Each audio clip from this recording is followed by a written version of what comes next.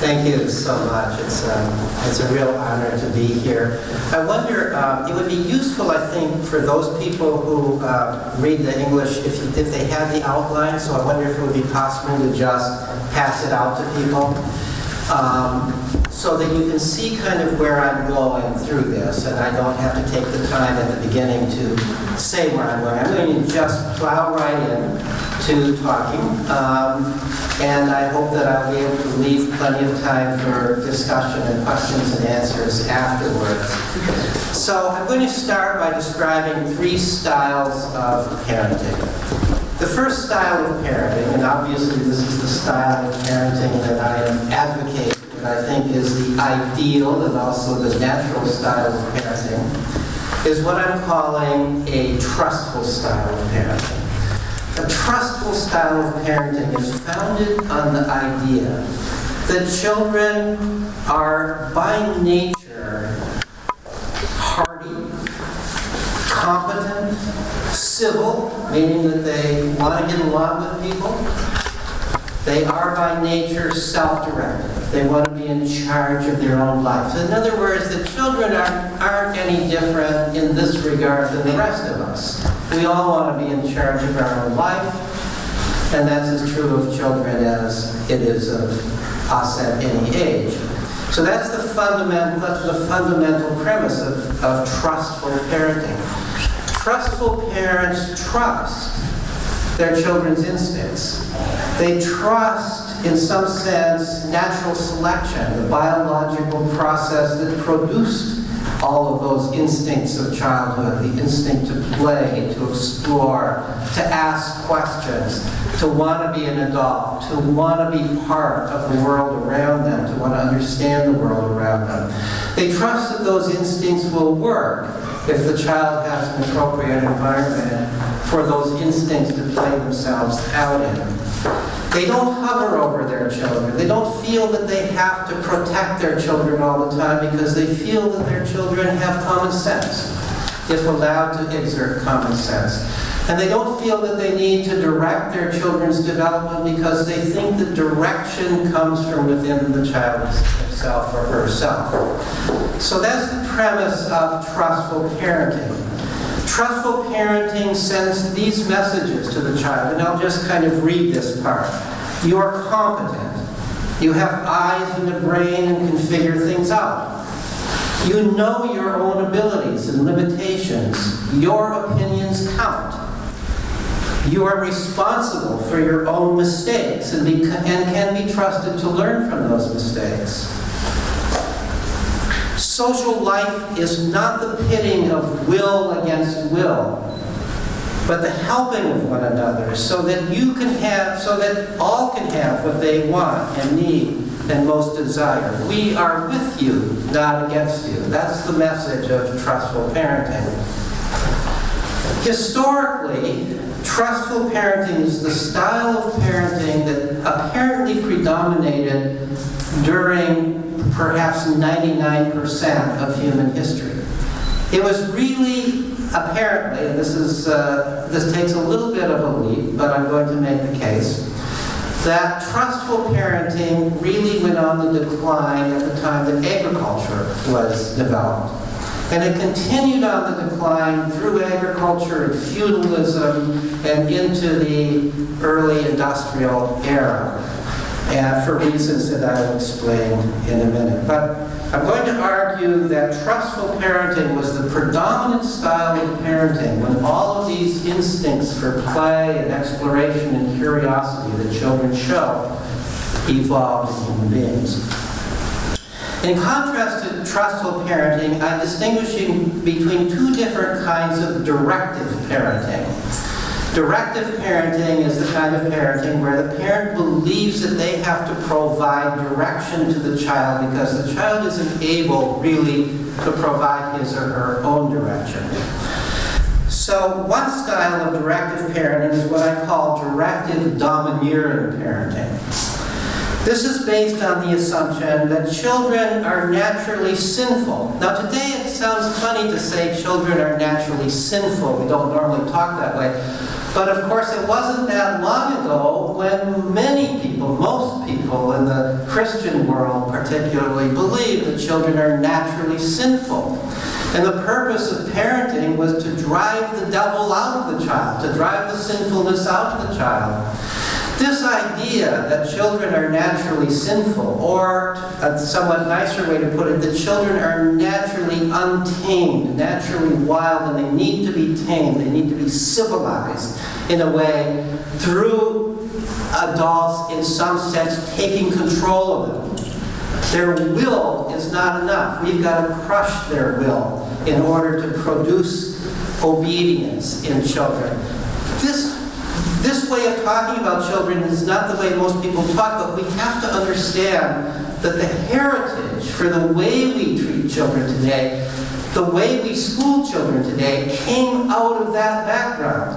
The early schools in Prussia all came out of that background. It was very clear that the purpose of parenting, the purpose of schools was not to aid the will of the child, but to defeat the will of the child. And if you read the writings of those people, they were very clear about it. The teacher's job is to crush the child's will, meaning really, in a certain sense, to defeat the original sin of the child, so that then we could tame and domesticate the child and create a citizen from the child.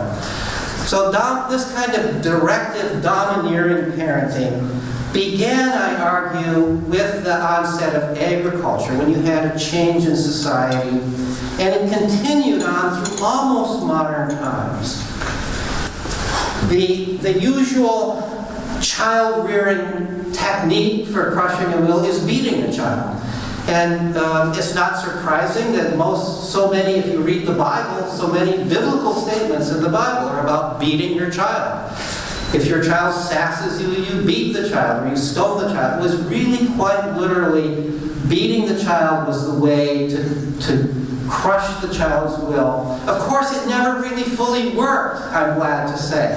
That in fact, the drive for freedom in children, as in adults, is so strong that this approach to childhood, to try to crush the will of children, never fully worked. But that was the goal.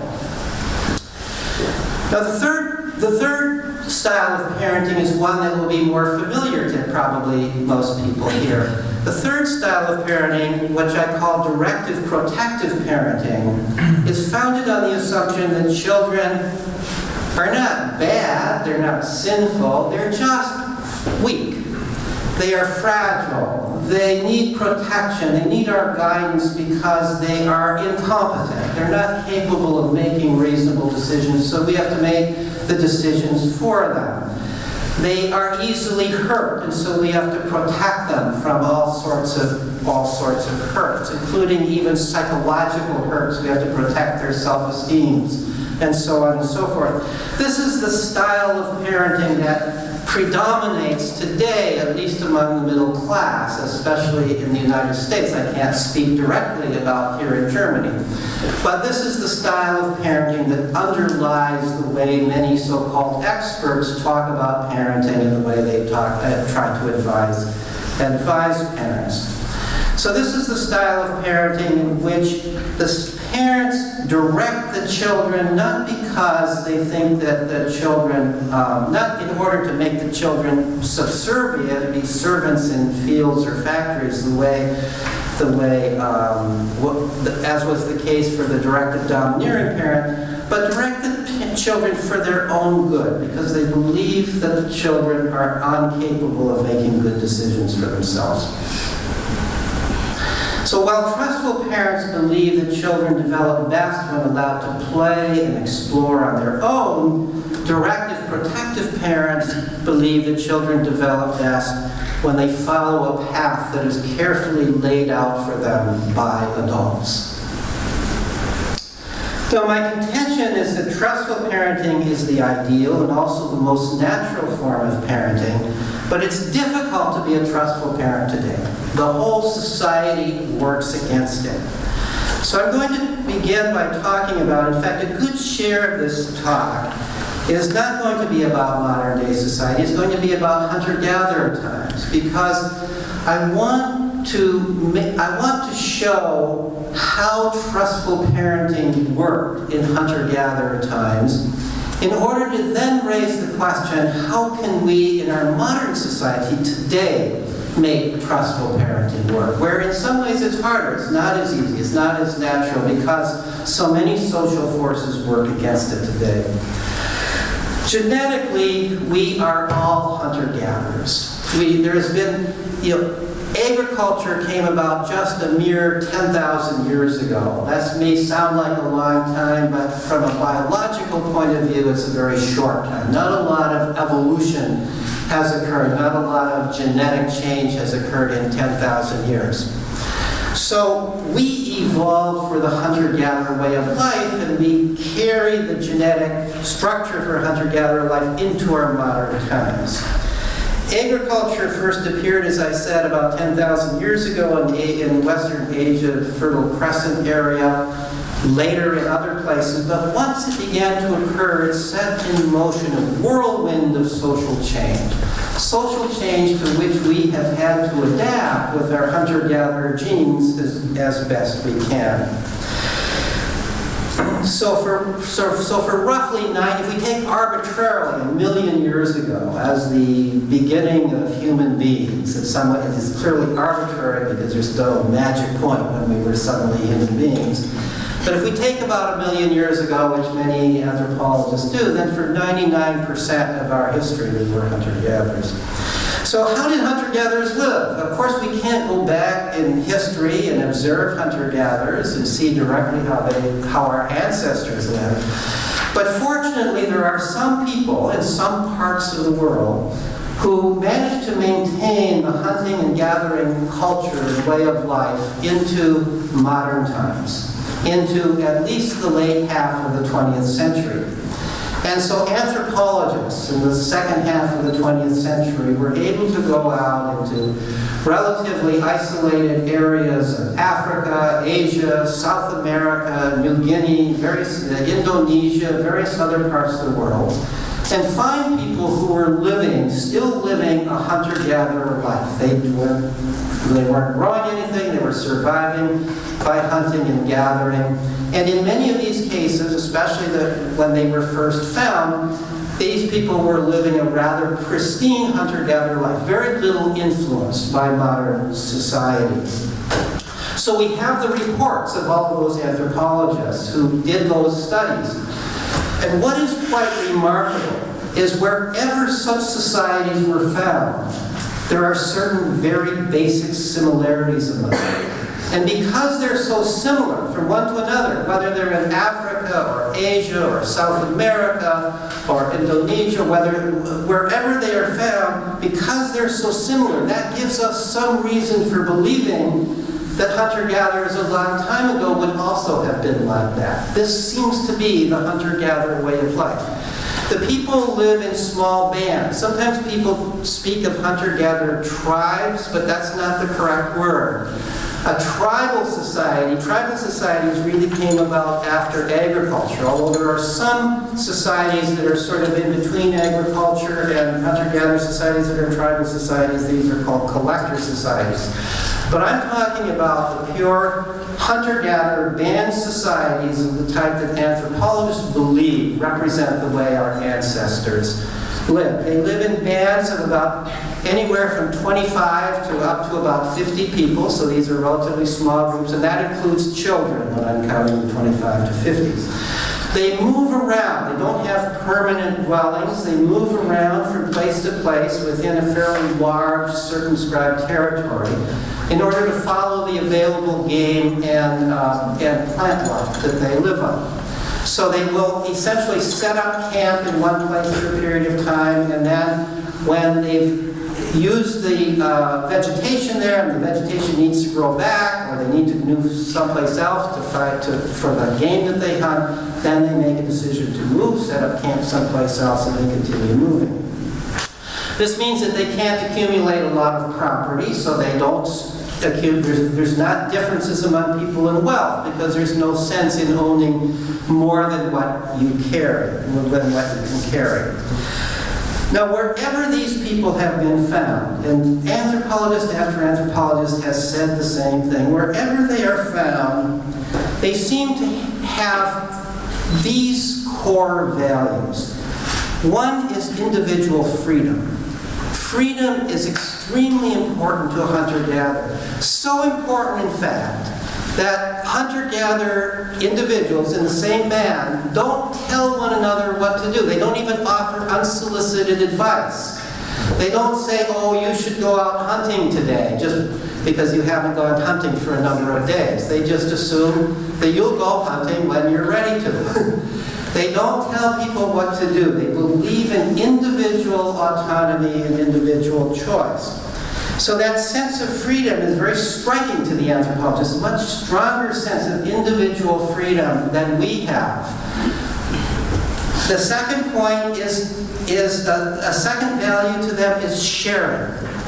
Sharing is, of course, absolutely crucial to hunter-gatherers because they couldn't survive if they didn't share their food. They don't have ways of storing food. They hunt big game. And so if I kill some big piece of game, I can't eat it all myself anyway. So I have to share it. I share it with everybody else. But they also share vegetable matter that they collect. They share material goods. They share everything. It's part of their system of values that it isn't right for one person to have more than another. They're meticulous. They're careful in their sharing. And it doesn't matter whether who kills the animal, that person doesn't get any more of that animal than anybody else in the band. And not only do they share within the band, they even will share across bands. They all have friends and relatives in other bands. If another band is having difficulty feeding themselves, the other band will come, and then the band that's getting food and water or whatever else is missing will share with the other band. So it's not just within the band, it's also across bands.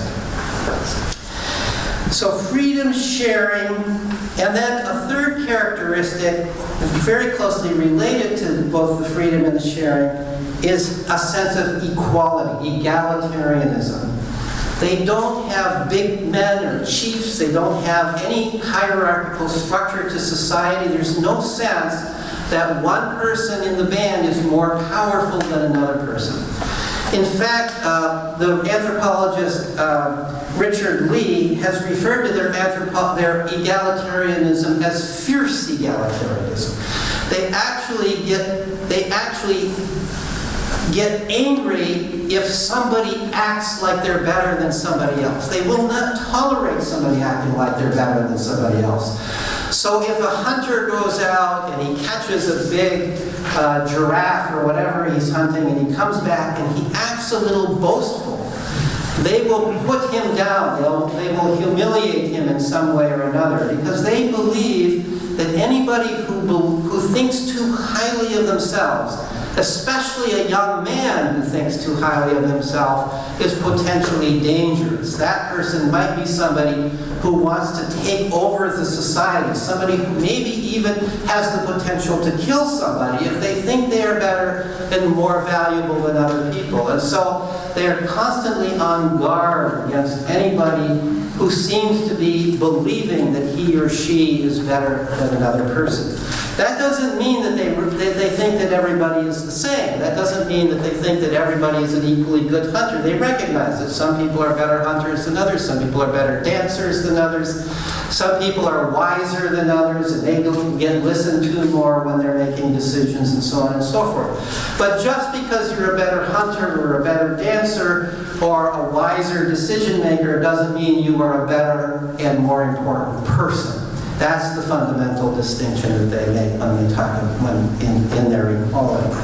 Decisions that they make are made by consensus. In other words, the whole band has to decide together if they're going to move on to a new place. And women take equal part with men in these discussions, and even children have a say if they have something to say in these discussions, and children are listened to as human beings when they speak.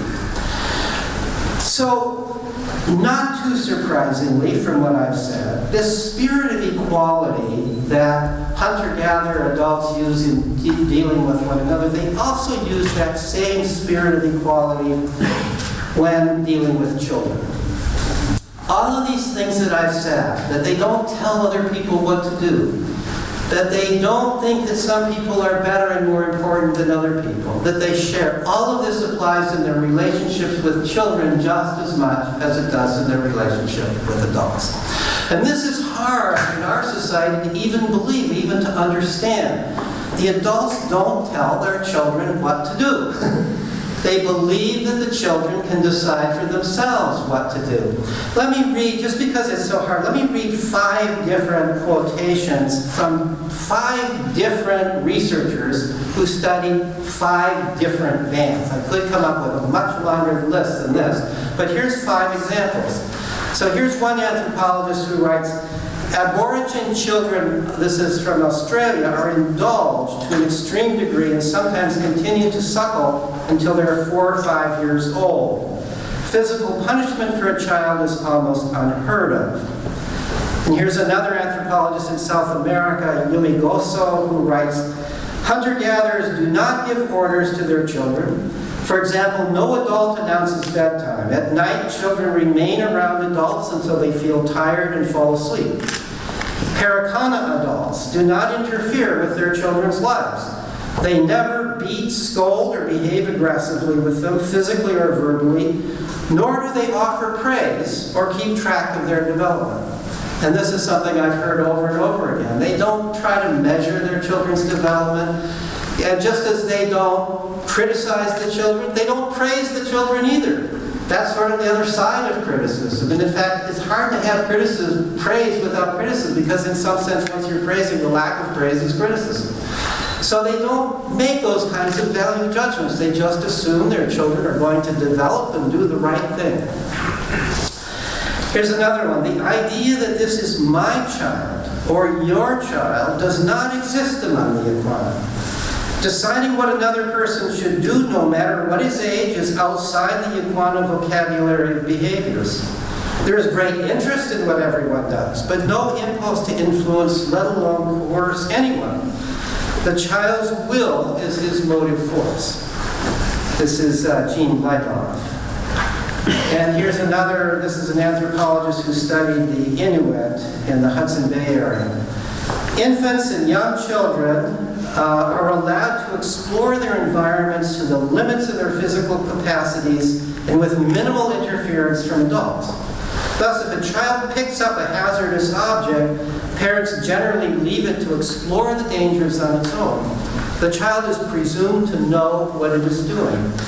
I have a friend who has studied a group called the FA in Africa, and this is a group of hunter-gatherers, and she has shown me films of little 2-year-olds and 3-year-olds playing with knives, playing with fire. The adults are over there, they're within seeing distance, but they don't stop the children. When she asked them about this, they said, well, how are they going to learn how to play with knives or fire, how to use knives or fire if they can't play with it? So they don't have any problem with that, and they have, according to my friend, she never saw a child get seriously hurt playing with knives or playing with fire or other things that in our culture we would think would be far too dangerous for a child of that age to play with. Now, many people in our culture would think that such kind and indulgent treatment of children would lead them to be spoiled and demanding. But according to the anthropologists I've talked with and read, whose work I've read, nothing could be farther from the truth. Here is, in fact, a quote from Elizabeth Marshall Thomas, who happened to be one of the very first people to find and study a group called the Huansi. They're also called the Kong, but she prefers to call them the Huansi, which is apparently their preferred name. So here's what she says. We are sometimes told that children who are treated so kindly become spoiled. But this is because those who hold that opinion have no idea how successful such measures can be. Free from frustration or anxiety, sunny and cooperative, the Joan children were every parent's dream. No culture can ever have raised better, more intelligent, more likable, more confident children. Now, if I just heard this from one anthropologist or two anthropologists, I would think maybe they were looking through rose-colored glasses. But I've heard it from so many. They all talk about how beautiful the children are, how beautifully behaved they are, how bright they are, how curious they are, and so on and so forth. So I have to believe that there's something to it.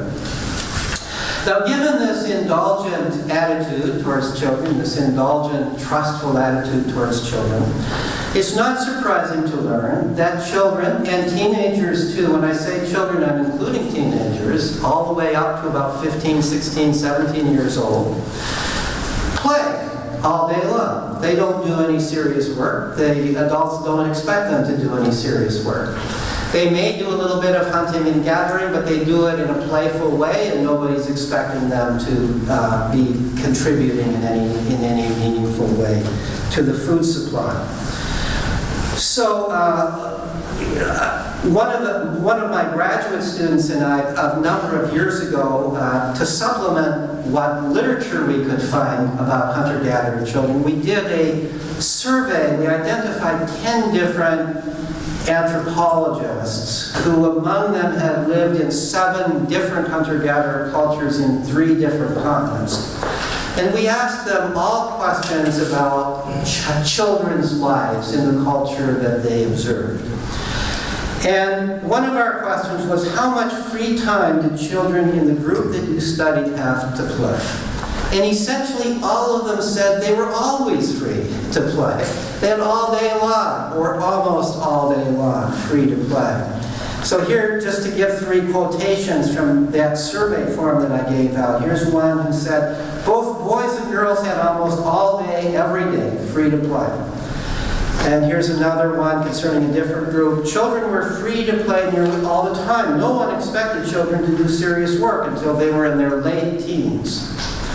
And here's another one. Boys were free to play nearly all the time until age 15 to 17. For girls, most of the day, in between a few errands and a little babysitting, was spent in play. Basically, that's the kind of answer we got from everybody. So, children and even teenagers in these early societies were playing and exploring all day long. And so, it makes sense to me that play, children's drive to play, children's drive to explore, came about and was developed for the purpose of their education, for the purpose of their becoming adults. Of course, we know in animals play too.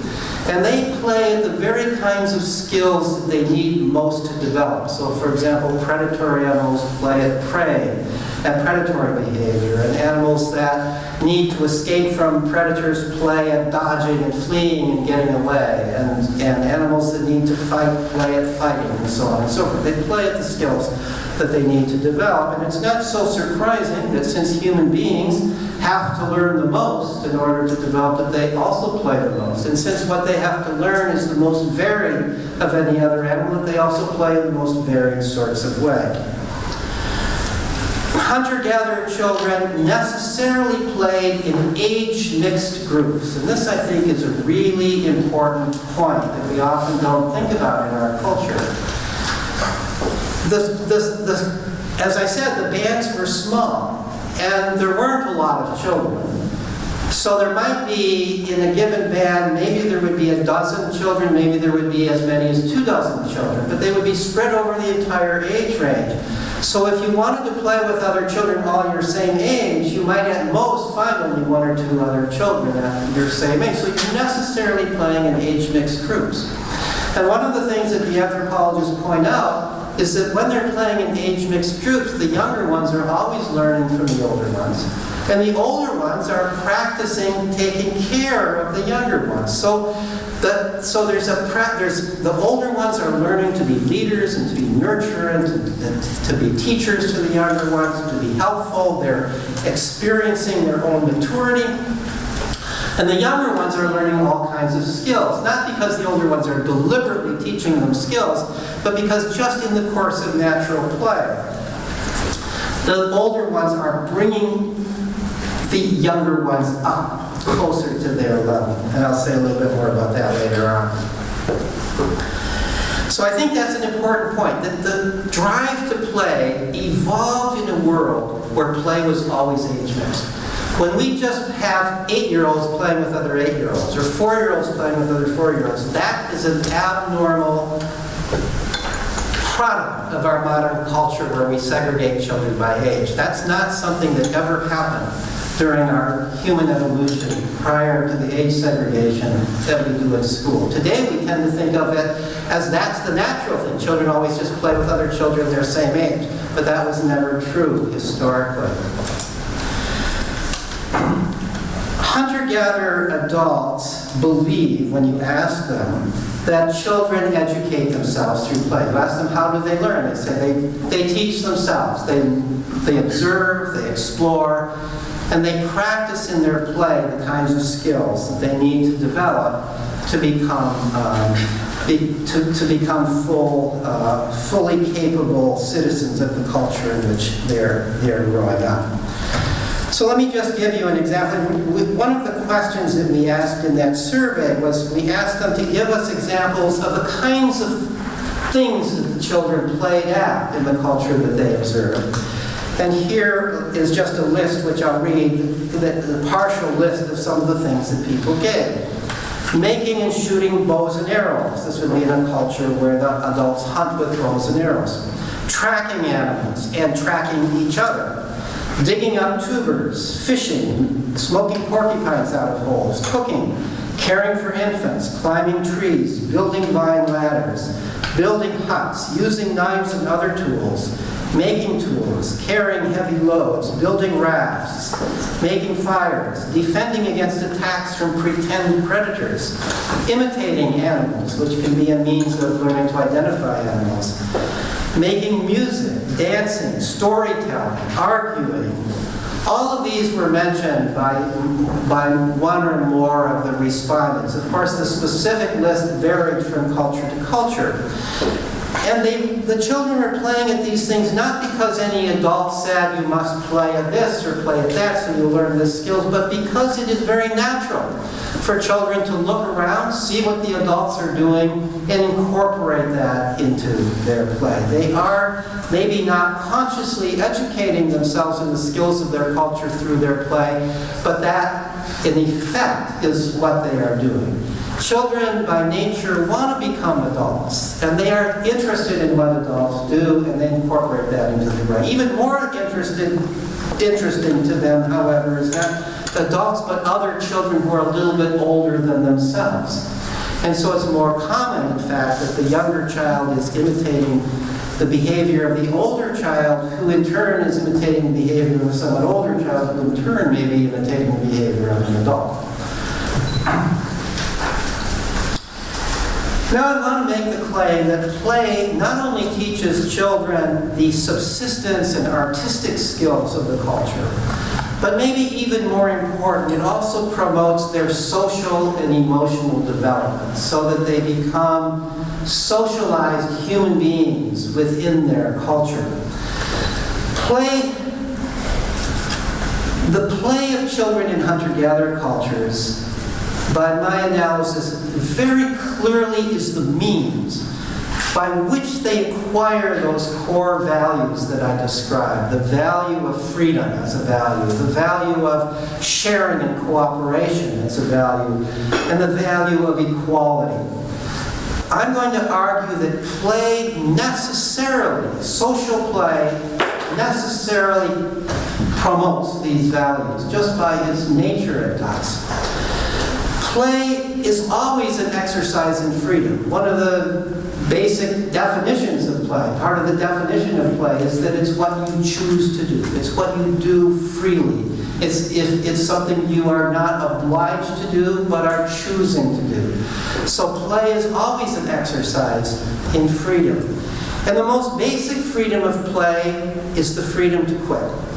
If you can't quit, if there is somebody who's going to embarrass you if you quit, or criticize you if you quit, if there's pressure on you not to quit, it's not play. You have to be free to quit.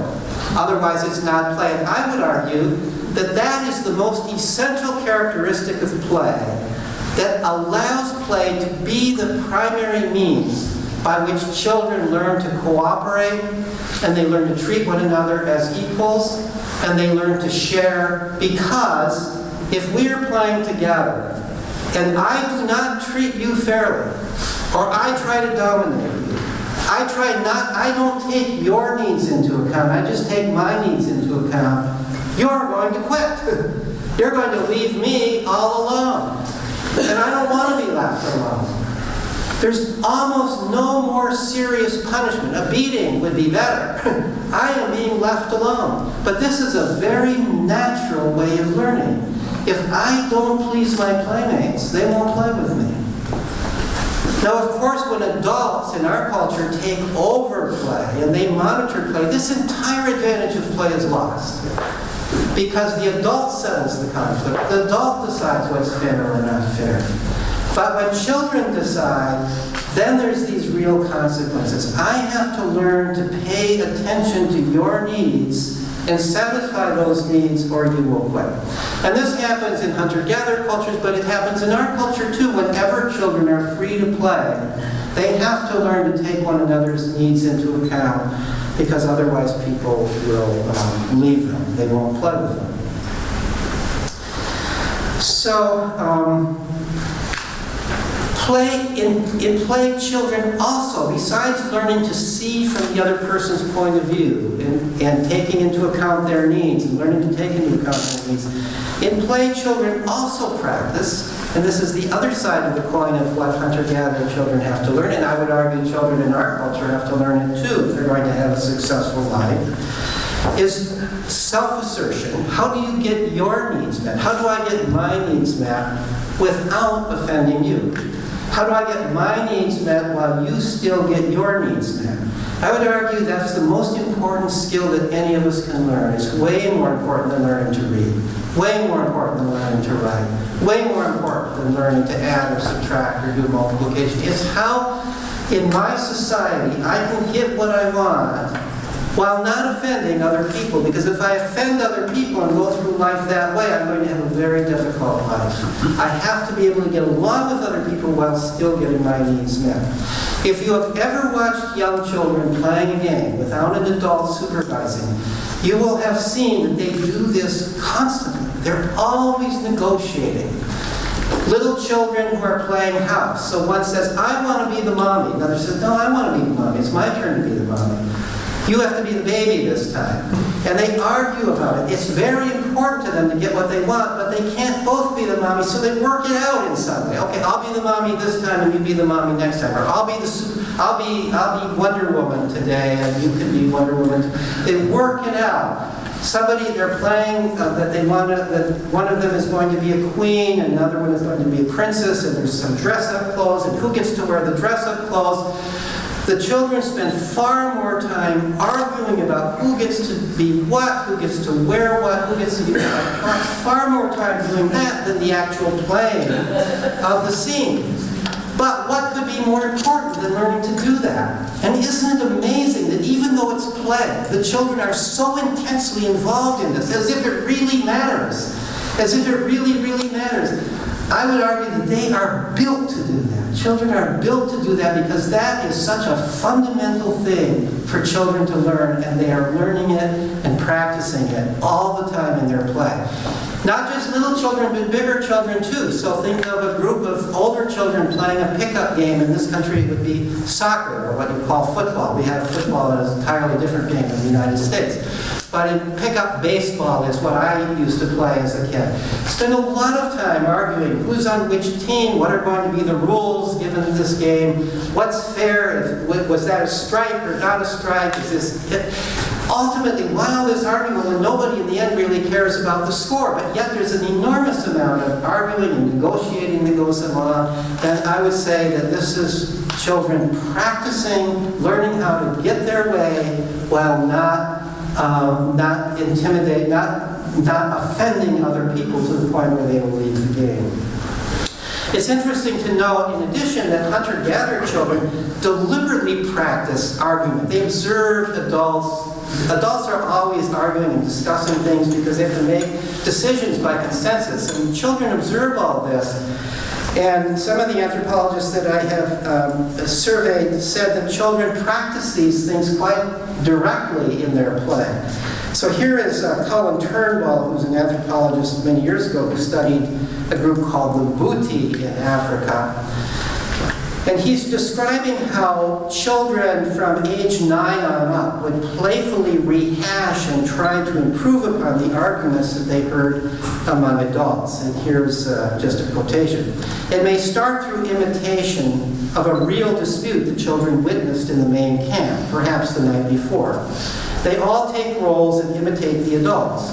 It is almost a form of judgment, for if the adults talk their way out of the dispute, the children, having performed their imitation once, are likely to drop it. If the children detect any room for improvement, however, they will explore that, and if the adult argument was inept and everyone went to sleep that night in a bad temper, then the children try to show that they can do better. And if they cannot, then they revert to ridicule, which they play out until they are all rolling on the ground in near hysterics. That happens to be the way many of the most potentially violent and dangerous disputes are settled in adult life in this hunter-gatherer group. So the children are practicing argument and practicing figuring out ways of having arguments that don't offend people. Children are also always in their play practicing self-control and emotional regulation. One of the things that's very important to develop as you grow up is the ability to follow rules, the ability to abide by mutually agreed upon decisions. And also the ability to control your impulses. We can't just be impulsive. We can't, in human society, just do whatever we please at it whenever we want. We have to learn how to control ourselves. Play is a major force for children learning how to control themselves. One of the people who pointed that out long ago was the Russian psychologist Lev Vygotsky. He pointed out that all play has rules. Not just formal games where the rules are written down or can be recited verbally, but all play, even the most wild-looking play, has rules. So, for example, imagine a play fight. Two boys playfully wrestling with one another, or playing at sword fighting, or some kind of fighting with one another. The difference between a play fight and a real fight is that the play fight is constricted by rules. The rules are not necessarily stated, but they are implicitly understood by both of the boys in this fight. You don't bite, you don't kick, you don't really hurt the other person. If you're the bigger one of the two, you self-handicap. You know just what you can do and not do to keep this fun without hurting the other person or without making the other person quit. So the play fight is constantly an exercise in controlling your behavior. Whereas a real fight is not. That's all out. But a play fight is always an exercise in restraint. And that's true for all kinds of play. All kinds of play has rules.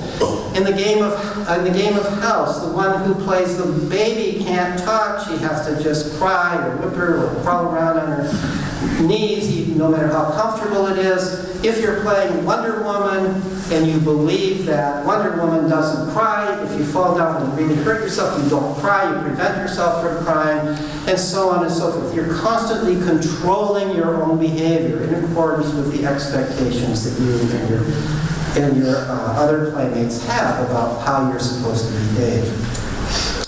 I might note that there are experiments with animals that have led to what is called the emotion regulation theory of play. As I mentioned, the young of all mammals play. And if you deprive young animals of play, you find that they grow up very abnormally. So there have been studies done both with rats and with monkeys of depriving them of play. This is done by allowing them to interact with adults, or in the case of rats, they allow them to interact with non-playful young rats. So they make the other young rats non-playful by injecting them with a drug that knocks out the play drug. And so the young rats are quite normal, but they don't play. So some of these rats are raised with other young rats that don't play, and others are raised with normal young rats that do play. When you compare these animals to indulge with, whether it's with rats or with monkeys, the main deficit that you find in the play-deprived animals is they can't control their emotions. They react with too much fear when you put them in a moderately fearful situation. And they react with too much anger and aggression when you put them in an aggression-eliciting situation. They don't know, they lash out. If you put them with another animal, with a peer, they lash out at that other animal. They are not able to interact in a non-emotional way with others. So all of this leads to the idea that through play, children are learning the skills of their culture, they're learning the social values of how to get along with other people, and they're learning how to control their emotions and regulate and control their impulses and behave in accordance with the rules that people have agreed upon. And these, I would argue, are the essential things that people have to learn in order to grow up to be full adult human beings, or even to be full human beings of any age, to be fully happy and content within society. So I'm going to skip some of this because I want to leave plenty of time for discussion, but I do want to say something about, I said that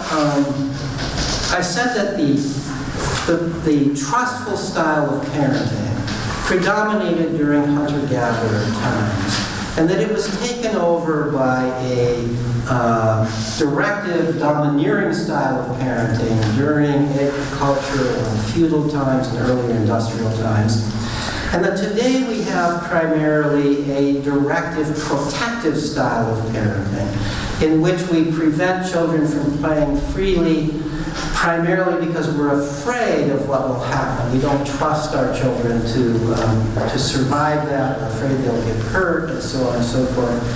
I might say that at least in the United States, during the first half of the 20th century, there was something of a revival of trustful parenting. The reason for this is that the need for child labor had declined enough so that children had a fair amount of free time. There was no longer the necessity to dominate children, to beat children so that they would work in fields or in factories or in coal mines and all the awful places that children were made to work and labor. And people developed a more sympathetic view towards childhood, and childhood play was valued, curiosity was valued, and so on. But schools had not yet risen to the power that they have today. So during the first half of the 20th century, children did go to school, but it was not nearly the big deal that it is today, at least in the United States.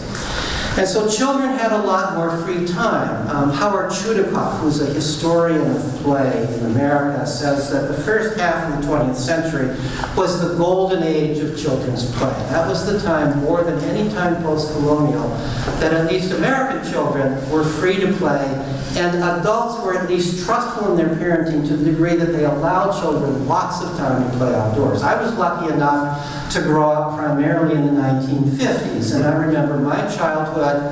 It was kind of half of my childhood was like a hunter-gatherer childhood, or more of it. I had all summer long to play. We played in age-mixed groups with other kids. We went everywhere. Adults weren't paying any attention to what we were doing. We did have school, but it was not nearly the big deal it was today. I don't remember having any homework. School, we had a lot of recess at school. Teachers were kind of more sympathetic and understanding. If the kids were restless, they would just let us go outside and play very often. So there was nothing like the kind of after-school programs where children are directed by adults and put in age-segregated groups even after school. So we had a lot of free time to play. Now, here's an interesting thing. Over the last 50 or 60 years in the United States, and this has been well documented, there's been a continuous decline in children's freedom. Perpendicular to that decrease in children's freedom, there has been a rise in all sorts of childhood psychopathology. In other words, mental disorders in children. And this is not just that we're seeing disorders because we're looking for them more than in the past. Even by the same unchanged measures, there's far more disorders in children today than they were in the past. And this has been very well documented using unchanged measures. So for example, there's a way of assessing depression by giving certain questions, and these are in a test called the Minnesota Multiphasic Personality Inventory, that's been given over since about 1940s on until today in unchanged form to normative groups of children and adolescents. Using that scale, the number of children who would be diagnosed with clinically significant depression has increased 5 to 8-fold. In other words, 5 to 8 times as many children would be diagnosed as depressed today as was true 50 or 60 years ago. And this change has been continuous and gradual and ultimate. Similarly with anxiety disorders, there are tests of anxiety disorders. Suicide in the United States among children age 15 has increased 4-fold during this time that children have become less free. Suicides in children and young people between 15 and 24 has increased 3-fold. Suicides in adults, especially middle-aged and above, have not increased at all. In fact, suicides in older people have actually declined during the same period. So we've become a world we've become a far less kind world for children than we were then. Not kind because we're not trying to be kind. We think we're trying to be kind. We're unkind because we deprive children of freedom. We don't trust children. When children are not allowed to play freely, they are not capable of learning that they control things around them. They're not capable of learning that they have real power and are able to make decisions and able to solve their own problems. So they grow up feeling helpless and hopeless. And when you feel helpless and hopeless, that leads to depression and it leads to anxiety. And also school itself is a stress. The stress of trying to get good grades, because everybody says it's so important to get good grades, and so many people just become anxious even about that. And that itself is a source of great anxiety. All the peer pressure that comes when you put children all the same age together, this is a source of anxiety, and so on. So during this, it seems quite clear to me that as we have decreased children's freedom, because we don't think they're capable of freedom, it becomes a self-fulfilling prophecy. They don't learn how to control themselves. They don't learn how to solve their own problems, and this leads to these states that lead to depression and anxiety and so on. I'm going to skip ahead now to talk about the point that's at the very end of the outline of the talk, and that's about Sudbury schools. It's very, very hard to be a trustful parent in our society for a number of reasons, and I've listed them on your outline, and those of you who have the translated talk can read more about it too. But perhaps the most important barrier to being a trustful parent in our society is the requirement to send the child to school. Because school is not a trustful environment. School requires a constant monitoring of the child, and increasingly school interferes with what's happening at home. More and more parents are expected to be sort of like assistant teachers. They're expected to be sure that your child gets to school, so that itself can be an imposition and a fight. You are expected to be sure that your child does his or her homework and so on, or often you, the parent, are blamed for it. You have to intervene with the school. If you can't just take a family vacation because it interferes with school, and so on and so forth. In other words, school has grown so much in power and so much importance in the society that it has more or less taken over family life. And there's another aspect of what has happened with the rise of school, and that's that we have all, as a society, developed what I call a school-centric view of child development. We have all come around to the idea that children develop through being taught, through being directed, through being monitored, through being tested, All of these things that are exactly the opposite of what a trustful parent does. So it's very hard to send your child to a school that's doing all of this and at the same time try to be a trustful parent. In fact, I would argue that it's essentially impossible. I have to say that I tried it years ago, and it didn't work. I had to take my son out of the regular school. There was no way that my style of parenting was going to fit with my child being in school. And so this leads me to say something about, now I have some of my own research has taken place at an unusual school called the Sudbury Valley School in Framingham, Massachusetts. And as many of you know, there are schools now throughout the world that are modeled after Sudbury Valley. One of them is the Ting Schule here in Berlin. And so let me just say a little bit about these schools for any of you who might not be familiar with them. They seem as strange as a hunter-gatherer band, and they are that strange in the same direction. In fact, I would argue that in some ways, a Sudbury school has the characteristics for our time, and our place, and our culture of a hunter-gatherer band. The Sudbury Valley School has been in existence for 45 years. I've been paying attention to it and monitoring it and kind of doing some research at it for the last 30 to 35 years, roughly, not continuously, but over time. So I've seen the school over many years. The school has hundreds and hundreds of graduates. They're doing very well in the world. There's no question but what this school works in our society today. Even though when most people hear of this school, they can't believe it works. It is just so different from what we think is necessary for children in our society.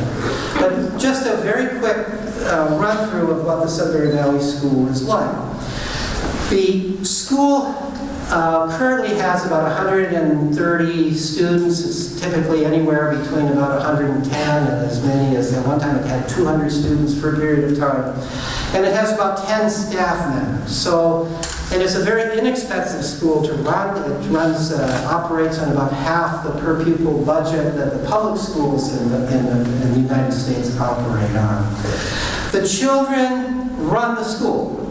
The school is run by the school meeting, at which each person, whether they are a 4-year-old child or a 16-year-old child, the school goes from age 4 on through 16, 17, 18, occasional 19-year-old there. Whether you are 4 years old or 16 years old or 19 years old or a 50-year-old staff member, you have one vote in the school meeting. The school meeting makes all the decisions about the school, including all the rules of behavior in the school are made democratically by the school meeting. The expenditure of the school budget is controlled by the school meeting. They may nominate somebody to take care of that, but the school meeting monitors it all. Even the hiring and firing of staff members occurs by vote at the school meeting. So the real school is run democratically in a way that 4-year-olds have an equal say to everybody else if they choose to have that say. Now, it's not too surprising that 4-year-olds are not as likely to attend the school meeting. They're not as interested in it, but they have the power to. There is also in this school a judicial system, which operates similarly in America to the larger judicial system, where when your name is called, you serve jury duty, essentially. But here it's always done so there's always at least one little kid, one middle-sized kid, one bigger kid, and one staff member on this group at any given time. And so if somebody violates a rule, whether it's a staff member or a student who violates a rule, and if somebody brings them up to the Judicial Committee, they go through a process of essentially a trial to determine guilt or innocence and appropriate punishment. So this is a school that's ruled by law, but it's law that's created democratically in the way that we ideally in our society create laws, and it's enforced through a judicial system that mimics the larger society's ideal judicial system. And that's the way the school operates, and it has operated this way for 45 years. It's operated very well this way.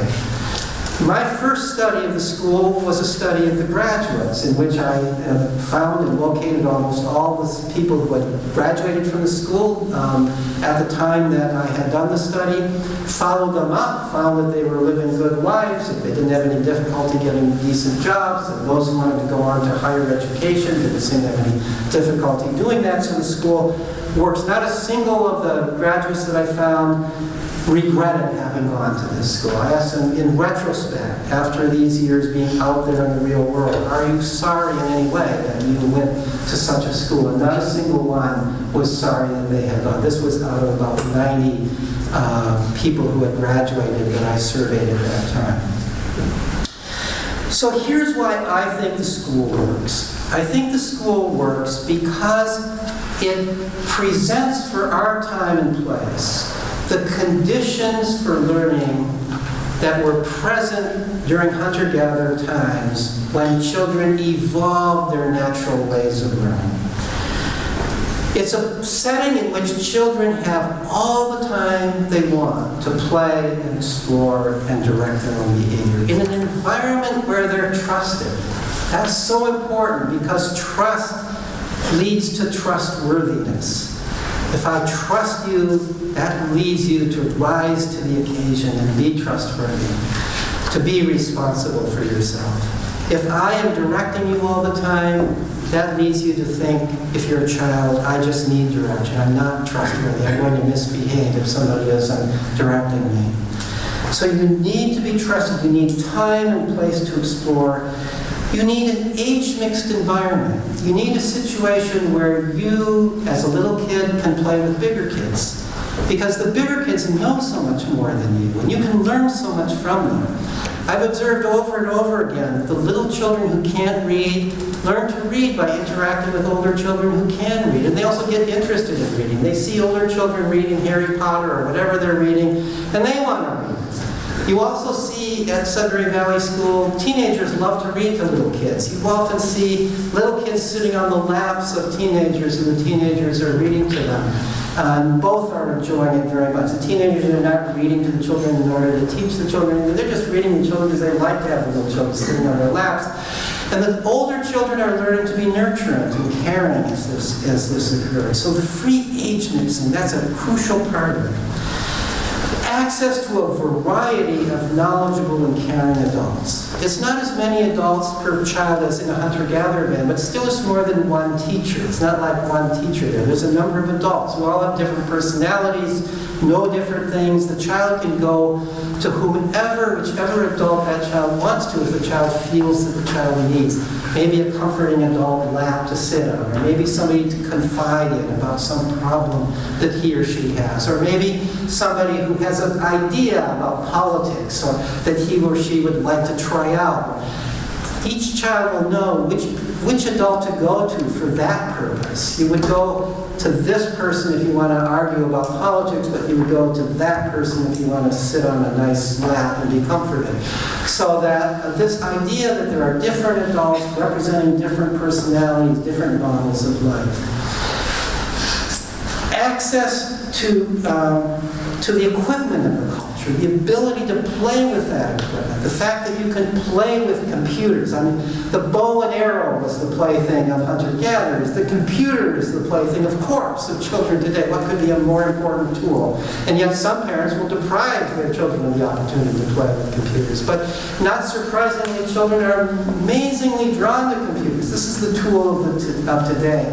And they play at computers all the time and learn to master them much better than we older people do. But also the other kinds of tools of society, including books, including woodworking equipment, including sporting equipment, and so on and so forth, that might not be all available in an individual home, but are available in this setting so that the children can play with it. And then I think perhaps even more important, at least equally important to all of this, is the immersion in a moral community. The hunter-gatherer band was a moral community. There were certain moral principles: sharing, equality, freedom. Sudbury Valley School is a moral community. It's a moral community based on the idea of democracy. In many ways, its values are similar to those of a hunter-gatherer culture. It's based on the idea of everybody being equal, in the sense everybody's got the same vote at the school meeting, in the sense that you count just as much if you're a 4-year-old as you do if you're a 50-year-old, and so on. That even though there are differences in wisdom that maybe lead the 50-year-old to have more influence, it's not a difference in power. It's not just because of authority. The adult still has to present an argument. The adult can't say, because I said so. The adult has to give a reason, or else it'll be voted down. So it's a moral community. Children are meant to be raised in a moral community. They're not meant to be raised just by a parent or 2 parents in a nuclear family. That's also a kind of artifact of modern times. Children throughout most of human history grew up in a community where they were surrounded by the values of that community, and they acquired the values of that community as well as the skills, as well as learning how to regulate their emotions through play and exploration. So at this point, I'm going to end the formal talk. I've skipped through, because of time, some of what I was going to talk about, but I want to end the talk now so that there is at least some time for questions and discussion. So thank you very much for your